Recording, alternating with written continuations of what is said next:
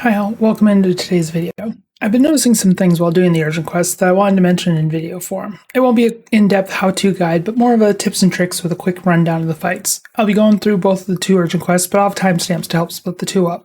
Before we get started on that though, my name is Zan, and I make NGS videos here on YouTube weekly. Sort of. I also stream NGS on Twitch, that link's in the description. As with any video on YouTube, a like and subscribe is always appreciated. Let's start off with the first urgent quest, Pettas Vera.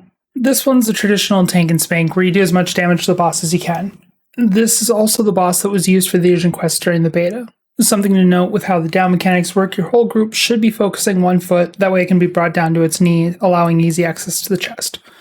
Rangers can help lead the group by marking one of the feet with blight rounds, which also helps with increased damage.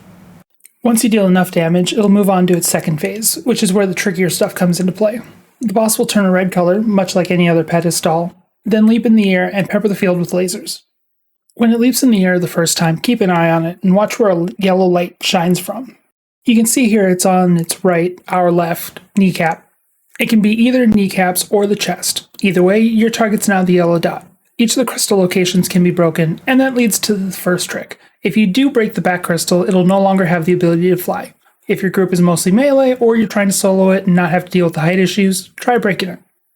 It's not a requirement though, so don't expect every group to go along with it.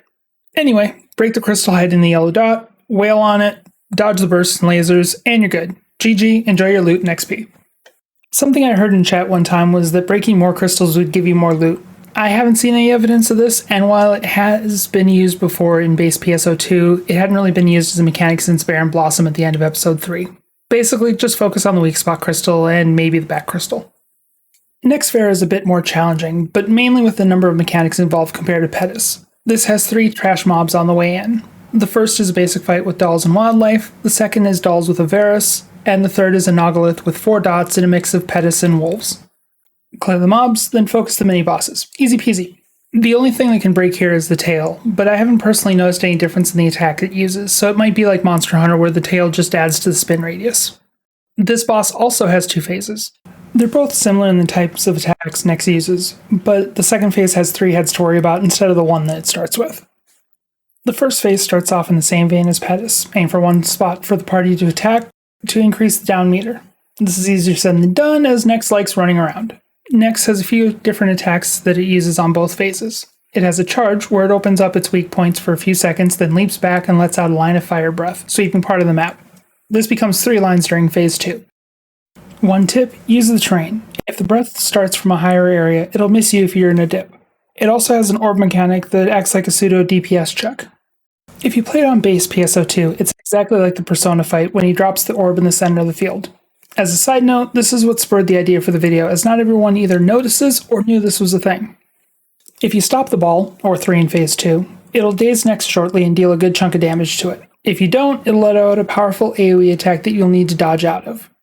One final thing to watch out for are its air attacks. One of these is rain of fire, then jump up and down the air. Another is jumping up and breathing fire. This will continue to track the person who has aggro in phase 1, but phase 2 will track 3 players instead. Phase 2 does introduce a new attack though. Nex will charge itself like it's about to do a fire breath, but you'll see a red ring in a wide area around it.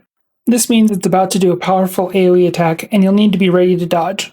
Afterwards it'll do a second attack, but this time it'll fly up into the air. I personally run out of the ring and fire off a zombie or 2, but that's up to you.